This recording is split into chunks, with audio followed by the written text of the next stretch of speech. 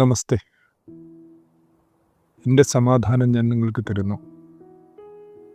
അത് ലോകം തരുന്നത് പോലെയല്ല എന്ന് പറഞ്ഞവൻ്റെ വെറുതെയാണ് നാം ഓർക്കുക. ഇത് അസാധാരണമായൊരു സമാധാനത്തിൻ്റെ പിറവിയാണ്. പ്രവാചകൻ പറയുന്നത്, അവിടെ ചെന്നായി കുഞ്ഞാടിനോടുകൂടി പാർക്കും, പുള്ളിപ്പുലി കോലാട്ടുകുട്ടിയോടുകൂടി കിടക്കും, പശുക്കിടാവും ബാലസിംഹവും തടിപ്പിച്ച മൃഗവും ഒരുമിച്ച് പാർക്കും, ഒരു ചെറിയ കുട്ടി അവയെ നടത്തും. മുല കുടിക്കുന്ന ശിശു സർപ്പത്തിൻ്റെ പോതുങ്കൽ കളിക്കും.